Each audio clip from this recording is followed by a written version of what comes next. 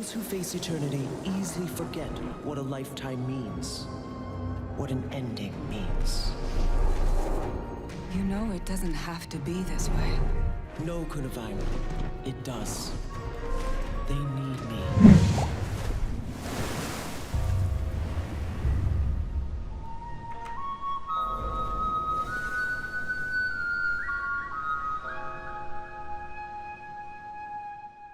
Welcome, End of Dragons Daily 84. Footage in the background today is probably going to be a really random variety of stuff. Since the announcement, turns out I've been playing the game a bit more. Who would have thunk it? So, I finished my World vs. World Precursor armor for Light, which is kind of a huge step. It's taken me genuinely about half a year of time gating to get here, which is brilliant. I've been doing PvP, going for that Byzantium chest. I've been doing a little bit of strike missions and looking at the way that I have Arc DPS set up with its fonts and stuff. So, who knows what you'll be looking at. Hopefully, it's entertaining. As I mentioned, we're discussing some of the news about Colin's return, about Grouch, about the World vs. World alliances, and the delay for End of Dragons. One more roundtable of general response and feedback from you guys, and then we're going to do a highlight video, probably on the new Elite Spec image, or character image, but I mean, everyone seems pretty much convinced it's an Elite Spec thing. So, as we talk today, if you've got any thoughts about that, feel free to, pause the video, drop them down in the comments, and we'll be looking at them tomorrow. Let's jump in. First, we've got Banjo, who's been all over the comments lately. It says, Champions being redone isn't a crazy idea. This is something I mentioned yesterday about how crazy it is that they pushed Champions out when they did, only for us to go into a really, really long gap now before End of Dragons itself comes out, and I was kind of wondering when the delay was actually, decided upon, whether that was a really recent idea. I had a lot of people responding like Banjo here, who says, it's not a crazy idea to look back at Champions then. Even during the saga, they went back to some previous instances and updated models, such as Ryland's warband in the prologue. At some point, we got more dialogue in Season 2 too. The current event with Goric and Taimi even recently has suddenly got voice acting. They could very easily use this time to clear up some of this mess. In general, the story wasn't that bad, but some plot points do miss some exposition and further explanation. The most of a bad situation, they had to get the saga out and finished. These return achievements should end up with us going full circle though, so maybe they've had time to tweak stuff. Initially, I thought we'd be getting some Season 1 surprise stuff in the gap, and we may well do, the Marionette, maybe the Tower of Nightmares comes back, Breachmaker stuff. Tech Striker says, I could even see the current ending working if we got some kind of lead-in, explaining why Jormag is so desperate as to attack Primordus head-on. Give us some example or scenes at the toll of the Dragon War and the costs inflicted on all sides. Explain or show how Aureen's plan of cutting off the flow of magic actually affected everything. Demonstrate this all didn't just happen in 3 seconds, and flesh out the reasoning on why we didn't all die when 2 Elder Dragons exploded 5 feet from us. Like one artsy cutscene with the voiceover could cover this. Not as good as having story chapters, but infinitely better than what we have. Alright, well, first of all, I don't think that they would even need to do this in a cutscene. I think a cutscene is too much effort, too much budget. It's not needed. Really, yeah, little bits of dialogue that were filtered around that kind of flesh out some of these really serious glaring holes would work. Now, I already kind of criticized the story as it came out. I talked about, my belief that Anvil Rock shouldn't have just suddenly appeared in the final part of Champions. It should have been introduced earlier. All those DRMs shouldn't have been messing about in places like Ebonhawk. They should have been building to this confrontation. Kind of bigger stuff like that, like the actual way they should have done it, even knowing they were crunched, the actual way that they should have done it, I don't think they could go back on. But maybe there are fixes. I mean, it's kind of a really interesting thing to wonder, what are the biggest plot issues that then you would resolve? And, the real thing that I want is some kind of opportunity to properly revisit Primordus in the future. And that's probably one of the main things that's off the table. It's like I said, after the patch came out, in many ways, what disappoints me is not actually what the patch was, it's what it telegraphs. And that's that the studio doesn't care about the Elder Dragons. They want to move on. Primordus has to be dead. And so that one big thing that I really want probably couldn't happen. But listen, guys, a lot of you guys, liked this idea. Someone even used the phrase that Champions coming out as early as it did now, in hindsight with the delay, makes it look even more demented. I love that phrase there, demented. As much as you guys say this stuff, and there is precedent, they do tweak story sometimes. They've even tweaked core story. There were some patches years ago that did that, actually removed quite a bit of exposition. When I did my Let's Play of the whole thing, I kind of threw it up on screen as trivia for you guys when the dialogue branched because they changed it. But look, I actually have to be honest, I kind of regret even suggesting that yesterday. I think it was a really stupid thing for me to say. And as much as it's something we'd like, let's be clear. They are delaying End of Dragons not to just give themselves extra time that they can do whatever they want with. They are delaying End of Dragons so that they can go hard on End of Dragons. They haven't magically now got space to fix this stuff up. The delay is for the expansion. They can't just go adding a ton of extra stuff on the plate. They'd be back to square one. So, you know, I kind of just like mused about it casually yesterday, but I really do think it was a silly point. And maybe they can do something in End of Dragons itself that kind of rectifies some of those issues. Maybe, and that doesn't have to look like a formal patch that tweaks what's currently there. Maybe after End of Dragons, in whatever comes beyond in this new era of the game, they can also start looking at resolving some of these issues. But I really do kind of think of it as a post-End of Dragons thing. What I would say as well is, you know, that example of Goric and Tiny speaking after the story, those kinds of moments with the game right now, I think of them as roll-ins and roll-outs. You know, it's kind of like what Living World Season 1 did a bit. They don't really have a great home in the story journal, so people miss them, and it kind of feels like they're secondary to the story or optional, even if they're actually giving you mainline important stuff, like the Bangar conversations. But maybe it's through that in the short term, they can actually repair some stuff. We've even seen a bit of dialogue in Dragon Bash. I just don't like when it's not in the journal because most players will miss it. They're not looking at ambient dialogue around Holbrook during a temporary festival. They're not noticing that Timey and Goric are back at the Eye of the North. They're certainly not noticing that there was another update that put VA in there. And you might say, well, look, the community hive mind can just share it amongst themselves. WoodenPotatoes, you could make a video about it. But when they're just little strands that are dropped in there, people are not as captivated as you think they might be. You know, there's a reason I haven't done a video about that one conversation in Eye of the North. It's not because I'm lazy. It's not because I didn't know it's there. It's because I really don't think it would be a very entertaining or valuable video to 90% of the people watching.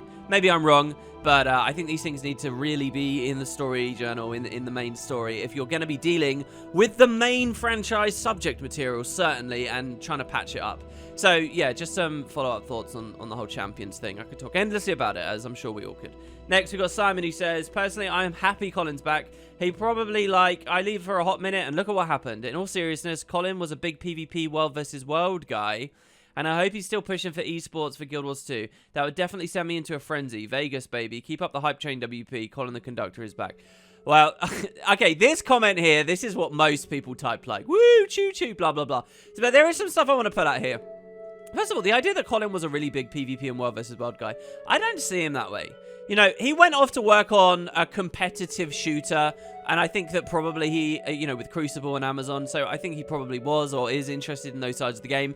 You got to remember, a lot of those old school Guild Wars 1 crew were interested in PvP. That's what a big part of Prophecy's identity. The Guild Wars 2 art book has a quote saying 1 in 3 of everyone at the studio at the launch of this MMO was a hardcore PvPer, not a casual PvPer, a hardcore PvPer. And so maybe he's in that category. But as far as like the stuff that I've seen him work on over the years and we in the community know, I think he's really been about everywhere. Grouch on the other side, really, there is this big PvP sort of history and reputation. So I don't know whether these guys are really going to be pushing that side of the game. It's a bit like World versus World to me, where I think, you know, it is one of the big parts of the experience. So they do need updates, possibly more updates, certainly with World versus World, but even PvP 2, certainly more updates than they have been getting. Certainly a little bit more attention, a little bit more funding than they have been getting. But all of that said, I really think a big push for esports, blah, blah, blah, more putting the cart before the horse would be a huge mistake. This is from someone who spent a lot of time in PvP. I think what those formats need are really valuable baseline changes that allow the communities within them to flourish and grow and snowball on their own. And then you can start talking about going further with it. You can't just keep forcing updates and forcing money and forcing development time onto something that players aren't latching onto. But if you can bump the baseline up to a point where they are latching on, and now when an expansion comes out, suddenly a lot more people are sticking around in those areas, you can do things with it. You know, I think the success of like World of Warcraft's PvP really shows just how much the base game, the regular game that most people are experiencing and enjoying, the PvE side of things, if that's big and popular enough, then the other formats will siphon off. Once they're at a reasonable level, i.e. a way, way higher population than PvP currently has, so it can sustain proper matchmaking all the way through Platinum, so it can sustain good tournaments and so on, and there are actual teams and there are actual things going on again. At that point, start talking about esports and looking at it, but we're years away from that. The time right now, in my mind, is to make efficient, really smart changes to the baseline formats and see what happens. Nothing big. I don't want to hear the word esport at all. Ray Hawkeye had an interesting comment. This really isn't about the news, but you know, it's the format of this show that will sometimes go off. Do you think that they'll add a new city hub in End of Dragon? Something like Kaineng or a capital city for a new possible race? The Tengu would be awesome. Also, why do you think they didn't add new city maps during previous expansions? I think Heart of Thorns didn't really do one because maybe they were concerned about spreading player population out at that point. But also Heart of Thorns was a pretty crunched, pretty laser-focused X-Pack, and they did what they could there. With Path of Fire, I think they just kind of thought, well, we can double up the resources we put into like Amnoon as kind of a part of a larger map, and in this way we can do more interesting stuff. You got to remember, a city map in Guild Wars 2 fundamentally doesn't really have any combat in it or any of that stuff going on, and with Amnoon they wanted to have like the casino coin meta in there, and you know, thugs out in the back alleys and so on, so they did it that way. And you know, the real question is, do you need a hub when you already have 5? By the time, one argument I don't buy is that they're concerned about spreading player population out, that they don't want Guild Wars 2 to look too depopulated. I don't buy that argument because every single new map they've ever added has exacerbated that, so to speak, issue. And every single hub that they sold on the gem store, which they sold tons of, is exactly against this. And you could say, well, in that case, it was a gem store thing, so they break all their rules when it comes to the gem store. But I just don't think that's a consideration. As for Kaineng, in a weird way, I think the treatment that they gave Amnoon is even more appropriate now when we look at Kaineng. Because Kaineng is like a whole region that feels like a city. When you go to Guild Wars 1 Kaineng, there's tons of maps and missions and outposts. There's loads of places where you can fight enemies. There's loads of stuff going on. It's not all just because it's a city. It's therefore like a trading, player, socializing hub, like Lion's Arches in Guild Wars 2. So when I look at that, I just think, well, yeah, they'll just do like some city maps, and maybe one corner of one of them is vaguely safer and feels a bit like Amnoon. I mean, that feels very appropriate to me. On the other hand, there are people like you who leave this message. You want this weird, like almost arbitrary barrier, like loading screen between what is the city hub and what is everything else, and you want more services there, for example, too. So I do also kind of think, well, look, if people want it, and it's not a bad thing for the game necessarily, and it's just a matter of how you structure the content that you make. Maybe if End of Dragons isn't quite as crunched as Heart of Thorns, it's worth them doing it. Maybe there should be something of a new Lion's Arch that we can actually go and explore. And I would put it as Kaineng Center for what it's worth. I would not have it as Xingji. I'd have Xingji as probably like all one map. That's probably most appropriate for Guild Wars 2. But we can talk more about that soon, because of course they did do that in-game screenshot. We'll get to that in the next part of End of Dragons Daily. Relife has a message which again actually prompts me into saying something I kind of wanted to talk about in the original announcement. About Colin, I feel like one good reason to see it as a positive is that he's a better public face than the other game directors were. Mike O was alright, but Mike Z was definitely not up for that part of the job. But Colin definitely was good at it back then.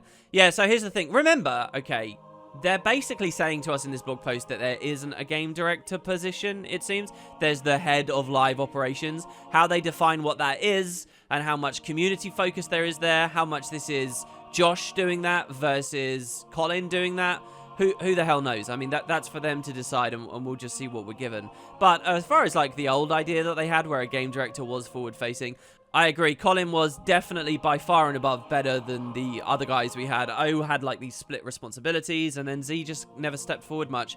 And that takes me to what I wanted to say on the original announcement. This thing about like, if you're a fan of Colin, then you're going to be really happy here.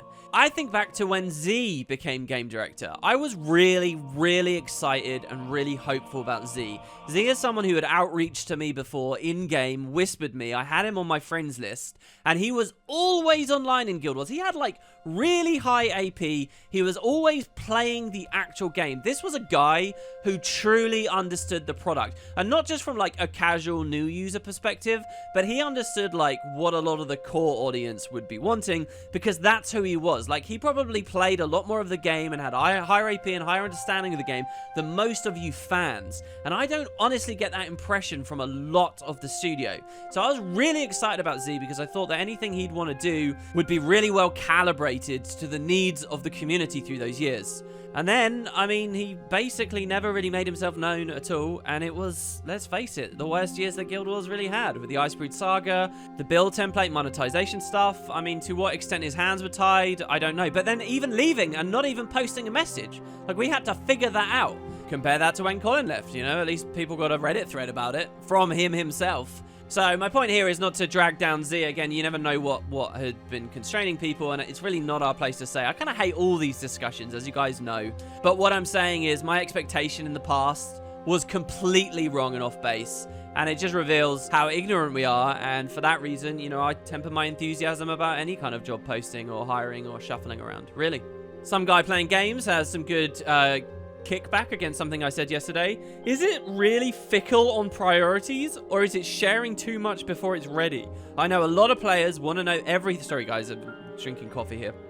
I know a lot of players want to know everything that is coming down the pipeline, but personally, I'd rather not know if it's further out. I actually, in many ways, totally agree with you and get where you're coming from. I'm very sensitive to this game that's going on often, where a dev kind of extends the olive branch, so to speak, gives you some information early, gives you the benefit of being privy to something, then it doesn't work out, and it will get slapped back in their face. They'll get a reputation of, you know, being unprofessional or dropping things, when the truth is, there could be hundreds of things as normal course for the studio that get a little bit way into development and then get dropped, you know, to a certain degree, but they don't tell you about it. So because one company didn't tell you, you think that they're really professional. And the other guys that are trying to offer some candid communication are getting dragged through the mud. And, you know, this is the big story. This is the big fear. There's a lot you can talk about there.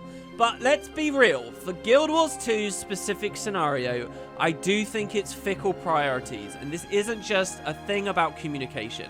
You know, stuff actually makes it in-game. Living World Season 1 is given a bit of a shot, just as maybe it hits a stride, it's shuffled out for Season 2. Doesn't get very long at all, we're back to the expansion model. Heart of Thorns creates all these new ambitious ideas, both in terms of like minute mechanics, like the way the map participation and bonus potions and stuff like that works, but even big schemes, like guild halls and guild teams and the stronghold game type, all of which get slung to the side. And, you know, the game has a huge history of this. Oh, are we maybe going to update dungeons for our endgame? We'll do Aether Path. No, we can't do that. Oh, are we going to add like a bit of roleplay with the personality system? Let's implement the whole thing. Oh, no, we can't really be dealing with that. Let's do hardcore open world bosses. No, let's do raid. No, let's do strikes again and again and again. Basically, there would be a whole essay I would have to go in on this, but I think what really happened with Guild Wars is they were so ambitious and so daring at shaking the MMO scene and breaking things down when they first released it, that they had these massive big gaps, and the way to actually support this game through live has been something they've never, ever figured out. And that's why it looks like their priorities are fickle, because they lose confidence very, very quickly historically. It's time to see some confidence. That's what I want to see with the new leadership. I mentioned something similar on yesterday's video about Final Fantasy XIV being consistent. And I never really picked any of the comments to show on screen here, but several of you kind of identified as well, I think, that there's a big story of that going on. Two more to go here. First, this is so bizarre as a message. Treshgon says, about that too little too late thing. My own first reaction when I read the post when I got to DirectX 11 update was about fucking time. Guildmate of mine, when he heard the news, said he's more excited for DirectX 11 than the X-Pack itself. Full stop, as though that's not even an insane thing to say. They may be late with the decision to upgrade it, but it's something they simply cannot avoid in the long term, and it's better now than later. More excited about DirectX 11 than the X-Pack itself.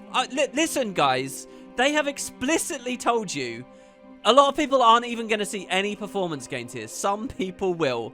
I mean, I cannot fathom why you would believe that that is such a monumental, like, important thing for the game. Am I missing something? Do you guys have examples of other games you used to play that were on Direct, and admittedly many of these stories would be years old at this point, that were DirectX 9 went to 11 and it completely, you know, was worth like an expansion or more?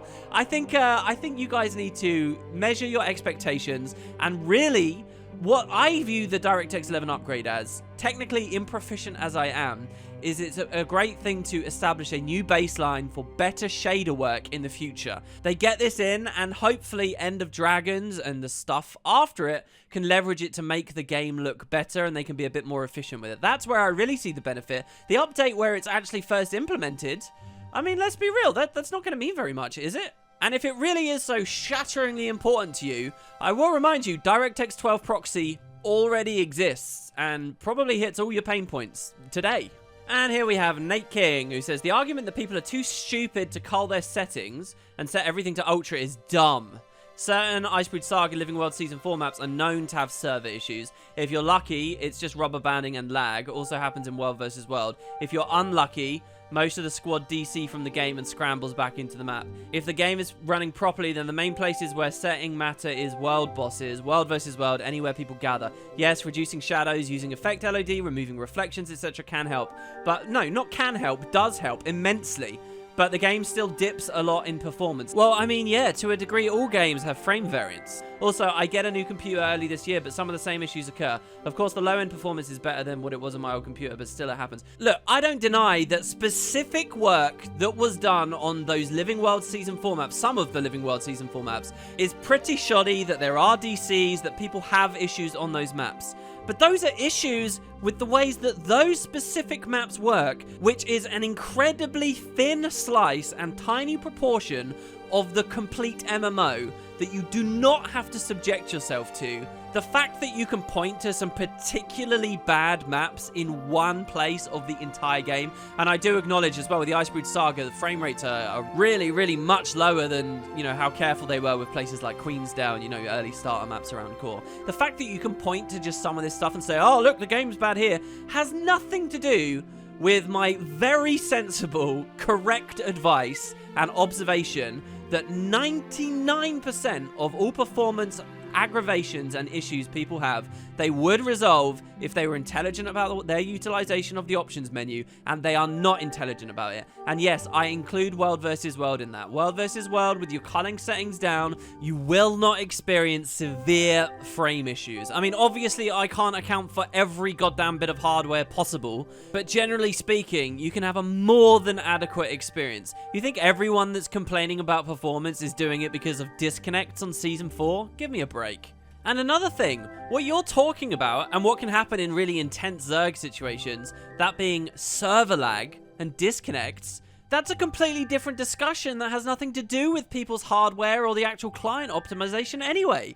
That's ArenaNet servers and how well they can handle the amount of animations and comedy ticks and math that needs to go on during really, really intense scenarios, and then whatever issues they had during Season 4. I don't know whether you realize that that's a completely different story based on your comment.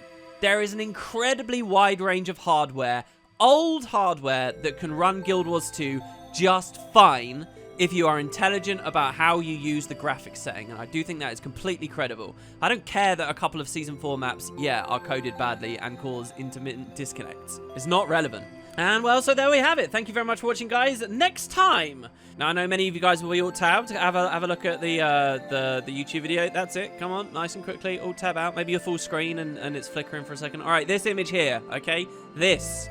What is this? Now, the actual name of the file is something like Mystery Dark, I think. So we don't quite know what it is. Is it a character in End of Dragons? Is it an Elite Specialization teaser? Any and all of your thoughts about this, I want to get a whole episode just on this. Look at this, guys. This is actual Heart of Thorn style press right now. We're in it right here.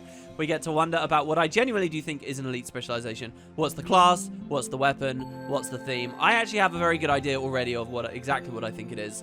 But we'll see what you guys have, and we'll do a bit of back and forth. That will be tomorrow's End of Dragons Daily. Thank you so much for watching. Many of you guys, since the announcement, have been asking me And I'm sorry to go over this again and again, so many episodes in this playlist, but yes, the guilds are still recruiting. If you want a home, if you want a community, if you want to feel like there's a sense of people around to talk to and do things with, you can absolutely join Spud. We have a branch EU, we have a branch NA. All the details on how to join are in the description. The top link of the description is a Discord link. Click that and you can figure it out. You don't need an account on Discord or anything like that. Just click it and you'll see in the about the club section how to join. Thank you guys, and I'll see you tomorrow for the Elite Spec stuff.